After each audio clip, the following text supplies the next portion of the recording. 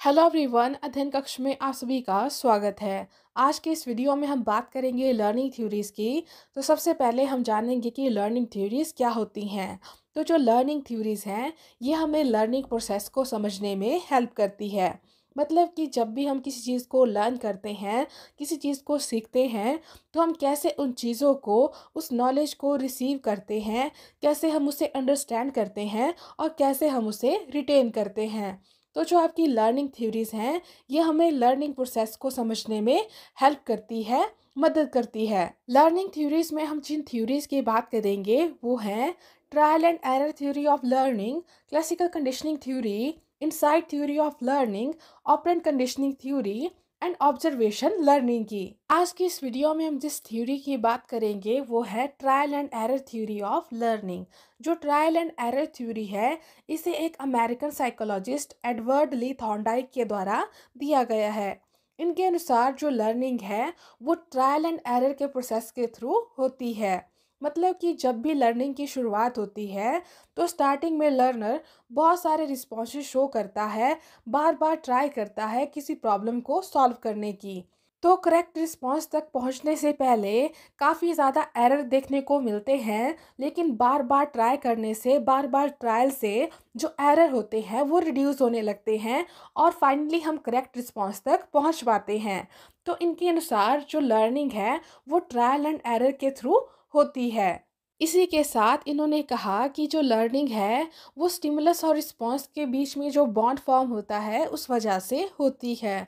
मतलब कि इन्होंने स्टिमुलस और रिस्पॉन्स के बीच के कनेक्शन पर बहुत फोकस किया और इस वजह से इस थ्योरी को स्टिमुलस रिस्पॉन्स थ्योरी यानी एसआर थ्योरी के नाम से भी जाना जाता है। इस थ्योरी के बहुत सारे नाम हैं। इसे pleasure pain theory, stimulus response theory, bond theory of learning और थ्योरी ऑफ कनेक्शनिज्म के नाम से जाना जाता है। अपनी इस थ्योरी के लिए इन्होंने बहुत से जानवरों पर एक्सपेरिमेंट किए। थ्योरी को समझने के लिए हम उनके एक्सपेरिमेंट के बारे में जान लेते हैं, जो कि इन्होंने एक कैट पर किया था। तो इन्होंने एक भूखी बिल्ली को एक पजल बॉक्स में बंद कर दिया और उसके सामने एक फिश रख दी। अब ये जो बॉक्स था इसमें सिर्फ एक दरवाज़ा था जो कि लीवर को प्रेस करने से खुल सकता था। अब बिल्ली भूखी थी और उसके सामने फिश रखी थी, तो उसने बाहर आने की ट्राई की ताकि वो उस फिश को खा सके और उसकी भूख शांत हो। तो इस कोशिश में बिल्ली ने बहुत सारे रैंडम मूवमेंट शो किए, जैसे कि पंजे मारना, जंप करना, बाइट करना। ऐसी बहुत सारी एक्टिविटीज उसने की और ऐसा करते करते एक बार उससे लीवर प्रेस हो गया और दरवाज़ा खुल गया और उसने फिश खा ली। तो यह जो एक्सपेरिमेंट था इसे बार बार कैट के साथ रिपीट किया गया। उसे बॉक्स में बंद रखते और बाहर फिश रख देते। बिल्ली बाहर आने की ट्राई करती और काफ़ी कोशिशों के बाद लीवर प्रेस होता और दरवाज़ा खुलता। लेकिन अब दरवाज़ा खुलने में कम समय लगने लगा, क्योंकि बार बार इस एक्सपेरिमेंट को रिपीट करने से अब जो एरर थे वो कम होने लगे थे। और एक टाइम आया कि बिल्ली ने यह लर्न कर लिया कि लीवर प्रेस करने से दरवाज़ा खुलता है। तो बिल्ली बिना किसी एरर से एक ही बार में लीवर प्रेस करती और दरवाज़ा खोलना सीख गई। तो यह जो एक्सपेरिमेंट है ये लर्निंग प्रोसेस के डिफरेंट डिफरेंट स्टेप्स के बारे में बताता है, डिफरेंट स्टेजेस के बारे में बताता है। इसमें हमारा फर्स्ट स्टेप है ड्राइव। ड्राइव का मतलब है कि मोटिव, मतलब कि ऐसी क्या चीज़ है जो कि हमें किसी चीज़ को करने के लिए अभी प्रेरित कर रही है, मोटिवेट कर रही है। जैसे कि बिल्ली के केस में जो हंगर थी, जो भूख थी, वो बिल्ली को इस चीज़ के लिए मोटिवेट कर रही थी कि वो कोशिश करे बाहर आने की ताकि वो फिश खा सके। तो इस केस में जो ड्राइव है वो क्या है? हंगर है, भूख है। नेक्स्ट स्टेप है गोल। तो बॉक्स से बाहर निकलकर उस मछली को खाना ये बिल्ली का गोल था। तो इस केस में जो गोल होगा वो क्या है? फूड है। नेक्स्ट स्टेप है ब्लॉक। ब्लॉक का मतलब है कि ऐसी क्या बाधाएं हैं, ऐसे क्या बैरियर हैं जो कि गोल को अचीव करने में दिक्कत क्रिएट कर रहे हैं। फॉर एग्जाम्पल ये जो बिल्ली वाला केस था, यहाँ पर जो आपका पजल बॉक्स था ये बिल्ली के लिए एक ब्लॉक का काम कर रहा था, क्योंकि ये उसको गोल तक पहुँचने से रोक रहा था। नेक्स्ट स्टेप है रैंडम मूवमेंट्स। तो जो बिल्ली है उसने बाहर आने के लिए बहुत सारे रैंडम मूवमेंट शो किए थे, जैसे कि उसने पंजे मारे, बाइट किया, जंप किया। तो ऐसी बहुत सारी रैंडम कोशिशें उसने की ताकि वो उन ब्लॉक्स को हटा सके। नेक्स्ट स्टेप है चांस सक्सेस। चांस सक्सेस का मतलब है कि बाई चांस जब हमें सक्सेस मिल जाती है, ठीक है, जैसे कि इस बिल्ली के केस में जब गलती से उससे लिवर प्रेस हो गया तो उसे वहाँ पे चांस सक्सेस मिल गई। नेक्स्ट स्टेप है सिलेक्शन ऑफ प्रॉपर मूवमेंट। मतलब कि एक प्रॉपर मूवमेंट को सिलेक्ट करना, एक प्रॉपर रिस्पॉन्स को वहाँ पर सिलेक्ट करना। और हमारा नेक्स्ट स्टेप है फिक्सेशन। मतलब कि जो राइट रिस्पॉन्स है उसे फिक्स कर देना, उसकी फिक्सेशन कर देना। तो ये लर्निंग प्रोसेस के कुछ स्टेप्स थे। नेक्स्ट अब हम बात करेंगे लॉज ऑफ लर्निंग की।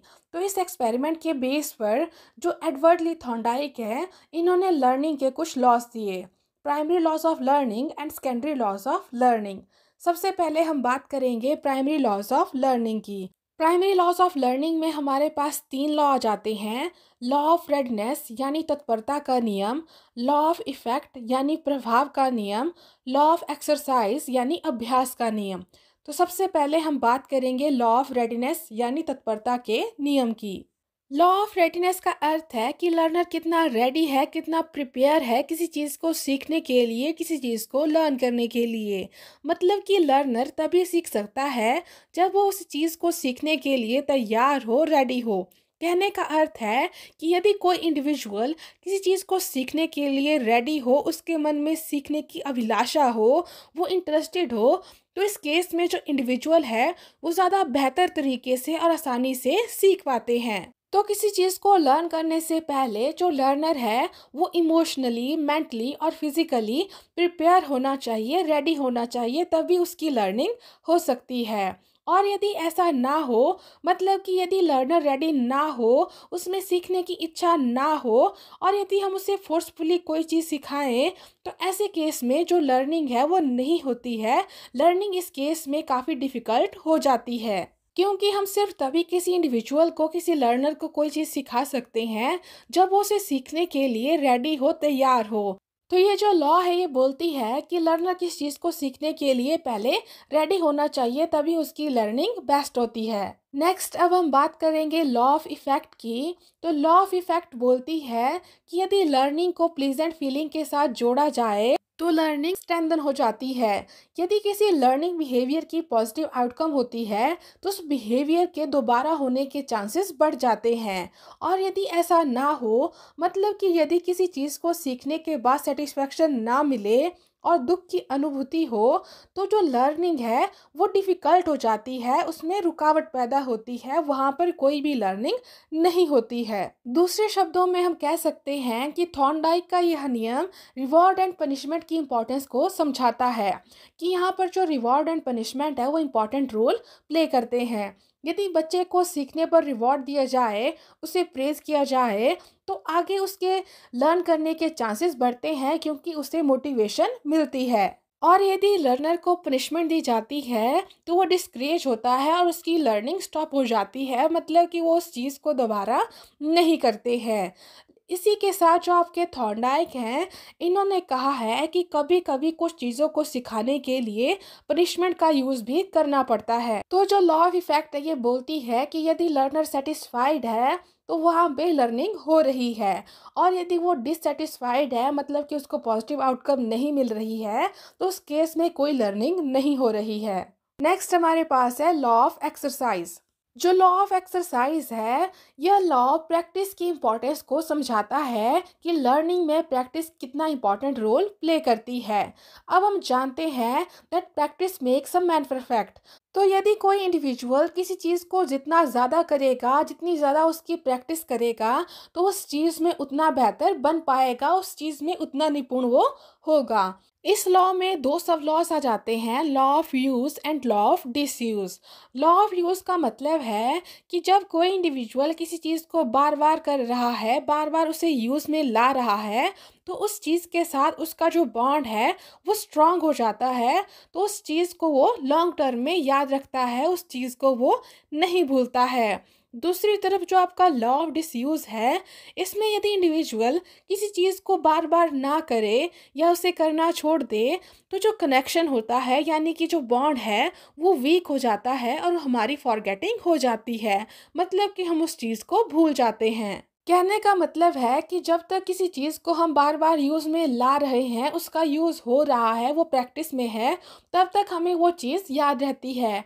और यदि हम उसे यूज़ में ना लाएँ, उसका यूज़ करना छोड़ दें, तो हम उस चीज़ों को करना भूल जाते हैं क्योंकि वहाँ पर जो बॉन्ड है वो वीक हो चुका है। तो जो लॉ ऑफ एक्सरसाइज़ है, ये प्रैक्टिस की इम्पोर्टेंस पर ज़ोर डालती है। नेक्स्ट अब हम बात करेंगे सेकेंडरी लॉज़ ऑफ लर्निंग की। तो सेकेंडरी लॉस ऑफ लर्निंग में हम बात करेंगे लॉ ऑफ प्रेमेसी की, लॉ ऑफ रिसेंसी की, law of multiple response, law of associative shifting, law of mental set और attitude, law of intensity of stimulus, law of partial activity and law of analogy की। सबसे पहले हम बात करेंगे law of primacy की। तो जो लॉ ऑफ प्रेमेसी है, ये बताती है कि जो लर्निंग बिगनिंग में होती है, मतलब कि जो हम सबसे पहले सीखते हैं, वो सबसे बेस्ट और लॉन्ग लास्टिंग होता है। अब हम कई बार बात करते हैं कि जो फर्स्ट इम्प्रेशन है वो लास्ट इम्प्रेशन होता है, क्योंकि जो फर्स्ट इम्प्रेशन है वो स्ट्रांग होता है, उसे चेंज करना मुश्किल होता है। तो इसलिए पहली बार जो भी चीज़ हमें सिखाई जाती है, हम जो भी चीज़ लर्न करते हैं, वो करेक्ट होनी चाहिए, क्योंकि बाद में उसे करेक्ट कर पाना मुश्किल हो जाता है। नेक्स्ट हमारे पास है लॉ ऑफ रिसेंसी। तो लॉ ऑफ रिसेंसी का मतलब है कि जो भी चीज़ें हमने रिसेंटली सीखी होती हैं, वो हमें बेहतर तरीके से लर्न होती है। मतलब कि जो भी रिसेंट इवेंट होते हैं, वो हमें अच्छे से याद रहते हैं। नेक्स्ट हमारे पास है लॉ ऑफ मल्टीपल रिस्पॉन्स। ये लॉ यह बोलती है कि जब भी इंडिविजुअल किसी नई सिचुएशन में किसी नई प्रॉब्लम को फेस करता है, तो इंडिविजुअल उस प्रॉब्लम को सॉल्व करने के लिए वेराइटीज़ ऑफ वेज को यूज़ करता है, डिफरेंट डिफरेंट तरीके ट्राई करता है उसको सॉल्व करने के लिए। तो एक करेक्ट रिस्पॉन्स तक पहुंचने से पहले वो बहुत से रिस्पॉन्सेज शो करता है, मतलब कि मल्टीपल रिस्पॉन्सेज वो शो करता है, ताकि वो एक करेक्ट रिस्पॉन्स तक पहुंच पाए। यदि हम बिल्ली वाले केस की बात करें, तो उस बिल्ली ने अपने गोल तक पहुंचने के लिए बहुत सारे रिस्पॉन्स शो किए थे। उसने उस बॉक्स से बाहर निकलने के लिए बहुत सारी ट्राई की, उसने पंजे मारे, दांत से काटा, मतलब कि बहुत सारी कोशिशें उसने की ताकि वो उस बॉक्स से बाहर निकल सके। नेक्स्ट हमारे पास है लॉ ऑफ एसोसिएटिव शिफ्टिंग। जब हम किसी बिहेवियर या किसी रिस्पॉन्स को लर्न करते हैं, तो वो एक स्टिमुलस से दूसरे में शिफ्ट हो सकता है। इसका मतलब है कि यदि हमने किसी स्टिमुलस की हेल्प से कोई चीज़ सीखी है और इन फ्यूचर उस स्टिमुलस की जगह और कोई स्टिमुलस हो, तो जो पहले से सीखी चीज़ है उसे हम वहाँ पर अप्लाई करते हैं। यदि हम सिंपल वर्ड्स में बात करें, तो जो लॉ ऑफ एसोसिएटिव शिफ्टिंग है, ये बोलता है कि जो स्टिमुलस है वो एक से दूसरे पर शिफ्ट हो सकता है।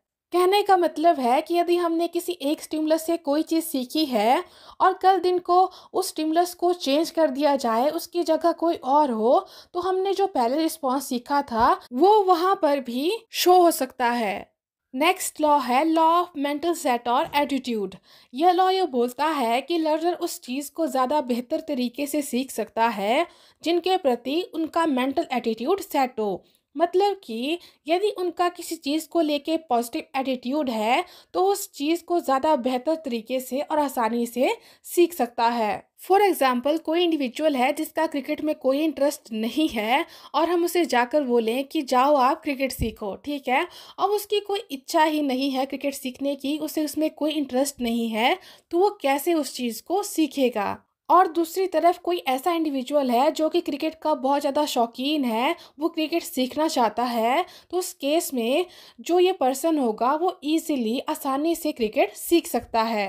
नेक्स्ट अब हम बात करेंगे law of intensity of stimulus की। तो ये लॉ बोलती है कि स्टिमुलस जितना ज़्यादा इंटेंस होगा, उतने इंटेंस रिस्पॉन्स आपको देखने को मिलेंगे। फॉर एग्ज़ाम्पल, यदि हम बिल्ली वाले केस की बात करें, तो जो बिल्ली थी वो भूखी थी, इसलिए उसने खाने को देकर इतने ज़्यादा रिस्पॉन्स शो किए थे। अब मान लीजिए कि जो बिल्ली है उसका पेट भरा हुआ है, तो अब क्या वो ऐसे रिस्पॉन्स शो करती जो उसने तब किए जब वो भूखी थी। तो ये जो लॉ है ये बोलती है कि स्टिमुलस जितना ज़्यादा इंटेंस होगा, उतने ही इंटेंस रिस्पॉन्स, इतना ही इंटेंस बिहेवियर आपको देखने को मिलेगा। नेक्स्ट हमारे पास है लॉ ऑफ पार्शियल एक्टिविटी। ये जो लॉ है ये बोलती है कि हमें बच्चों को हमेशा पार्ट्स में पढ़ाना है। मतलब कि हमें कभी भी उन्हें एज अ होल कोई चीज़ नहीं पढ़ानी है, क्योंकि उन्हें इतना सारा डेटा समझने में दिक्कत आती है, डिफ़िकल्टी आती है। तो हमें हमेशा जो लर्नर है उन्हें हमेशा पार्ट्स में समझाना चाहिए, ताकि वो ईज़िली चीज़ों को समझ पाए। नेक्स्ट है लॉ ऑफ एनालॉजी। तो ये लॉ बोलती है कि जो लर्नर है वो न्यू नॉलेज को ज़्यादा बेहतर तरीके से सीख पाता है यदि हम उसे किसी ऐसी चीज़ के साथ रिलेट करें जो कि लर्नर पहले से जानता हो। यहाँ पर इंडिविजुअल अपने पुराने एक्सपीरियंसेस का यूज़ करता है जब वो कुछ नया लर्न करता है। तो ये लॉ बोलती है कि हमें बच्चों को डेली लाइफ एग्जांपल्स के थ्रू समझाना चाहिए, क्योंकि ऐसे वो चीज़ों को आसानी से समझ पाते हैं, वो इजीली उनसे रिलेट कर पाते हैं, क्योंकि यहाँ पर उनकी पास्ट की लर्निंग यूज़ हो रही होती है। अब फॉर एग्जांपल कोई पर्सन है जिसे साइकिल चलाना अच्छे से आता है, तो वो इन फ्यूचर मोटरसाइकिल को अच्छे से चलाना सीख जाएगा, क्योंकि यहाँ पर जो सिचुएशन है वो सिमिलर जैसी है। तो उसके जो कॉमन एलिमेंट्स है उनका यहाँ पे यूज़ करके इस चीज़ को आसानी से लर्न कर पाएगा। इसी के साथ आज के लिए इतना ही, मिलते हैं नेक्स्ट वीडियो में। Thank you.